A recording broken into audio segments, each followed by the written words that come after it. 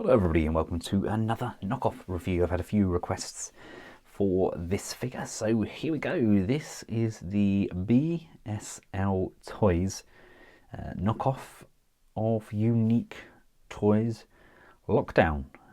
Don't really like to do knockoffs of third parties because they don't quite earn as much pennies as those big Hasbro and Takara boys, but a lot of you have requested it. People have even said that these are made by Unique Toys. There's two variations, two different brands bootlegging the same product. It just strikes me as very odd. Now, I got this sample from TF Direct. First thing you'll notice is the hounds are a different coloration.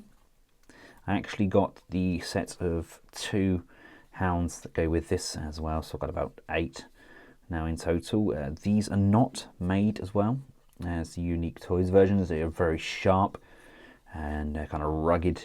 They just, I don't know, they don't feel as heavy and they don't feel as professionally made. Slight indentations and splits on the head there. These are just smoother.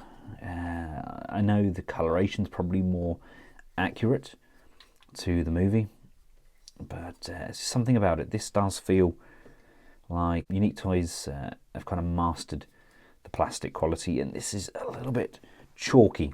It's kind of like what you get with some of the older Iron Factory items. They have that kind of chalky texture to them. Plastic they've used for Lockdown himself does appear to be vastly superior to what they've used for the hounds. We get his rifle, which can obviously attach in both vehicle mode over his head and in robot mode as a gun. Pretty much exactly what you would expect. It does what it does. It's pretty much identical to the Unique Toys version.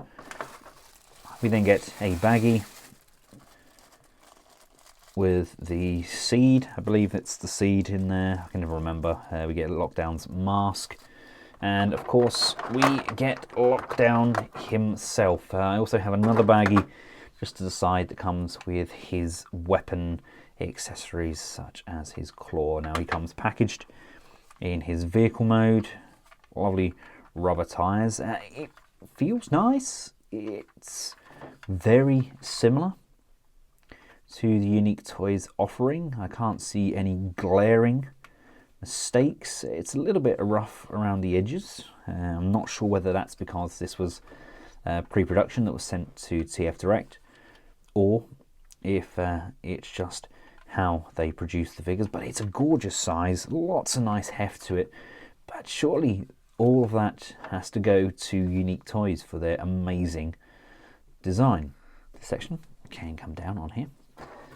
This can go and just tab in like so we can have it mounted on the car. This figure also comes with the world's smallest instruction manual. It is absolutely tiny, made of very thin paper, and there we have that kind of claw accessory. If we just bring in the Unique Toys offering, there is a colour difference. You've got that kind of darker sheen to the Unique Toys version, and that's apparent throughout the entire figure, not just the accessories. Other than that, I mean, yes, this is probably slightly crisper, the details. If it's been reverse engineered, then that's kind of understandable, but they're very, very similar. It's the colour which is the glaring difference. Now, scale-wise, we've had so many amazing new products released since we got the original Unique Toys offering. We've got the likes of the proper MPM style vehicles, which look fantastic and work exceptionally well. Then we've got the likes of Blue Circus, who makes the oversized vehicles. Again, the truck, I think that suits that sort of scale pretty darn well. We can bring in that Weijiang Brawl as well. Again, really nice scaling there. Heck, he even looks good alongside the oversized Starscream, which in my opinion is pretty much spot on Human Alliance scale for a jet. Obviously, if we just ignore the mass shifting, because his bot mode is huge. So he pretty much fits in with wherever you want to put him in your collection. It is a very solid piece. But let's get him transformed up and see how he looks in his robot mode. You want to move these pieces out. Working this piece here, this is going to untab and come out to the side. This piece here is going to fold downwards, and this can fold up, and these toe sections just fold in on both sides. Bumper piece comes up, this piece here comes up, that's on a hinge, so you're going to bring that up, that's going to come down to the side. As you bring that down, that's just going to fold over on itself, and that's just going to tab in there and tidy up the back of what is going to become the leg. Untab this piece here, that's going to free up these arms so they can come out to the side. On either side we can tuck this piece back. This here is part and parcel of the head, so we can move that up. Now we bring this up, this rocks upwards like so, which allows the head to come through onto the side. These pieces here are going to come off and cover off those shoulder joints. These window panels are going to come around and they will form the hip skirts. Make sure these shoulder tabs sit square on the top. That now allows those to rotate. The arms are then going to unfold and come around again, unfold the hands, rotate that around. Then this section can come up, flip around, and come off, covering off that shoulder. And my chest piece doesn't come all the way down properly because we've got, I don't know if you can see it there, there's a pin which is there where the neck goes up and down. It goes through this point here, and my pin has actually got a slight overhang on this side. It hasn't quite been tapped through enough, so when I'm trying to bring this section here down, then it's hitting on this side, and I'm trying to just push that pin in. I was kind of hoping I didn't have to take everything apart to do it, but I may have to, otherwise I won't be able to get the chest fully down. Right, there we go. I've managed to rectify that fault there by heating it up with the hairdryer and just pushing the pin in slightly so this section all comes down. Your next port of action is to untab the legs from the back of the vehicle. They're just tabbed in, they're pretty solid. This section here is then going to rock and up like so, and then that's going to come behind there and just push and tab in, filling off the back of the torso. We can bring the front of the crotch downwards like so. This is then going to fold inwards, and that's going to push and lock into position.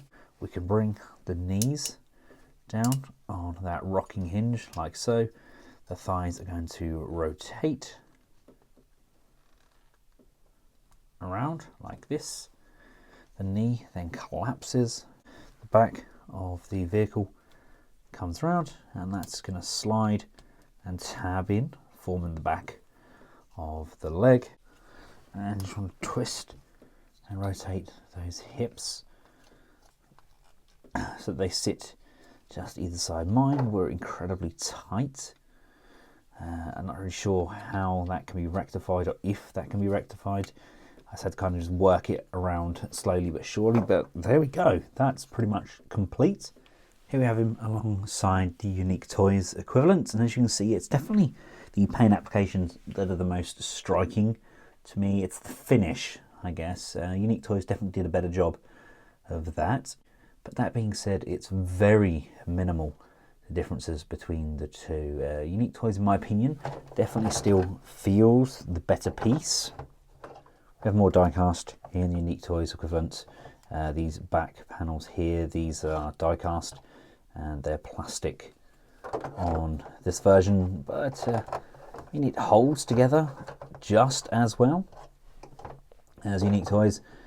But like some of these KOs, the finish just isn't quite there. To get the hand ready for the claw, you just want to push that thumb downwards and the hands are going to just go off to the side like so.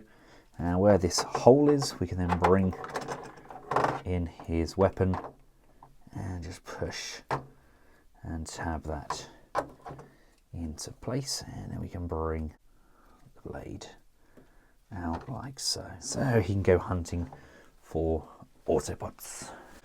Now, an option that we have with these, exactly the same as we had with Unique Toys equivalent, we can unplug these side view mirrors and they just tab in to that slot just up there on the arm. It's just so they tidy up the feet a little bit better, but I'll change him back into vehicle mode for my display.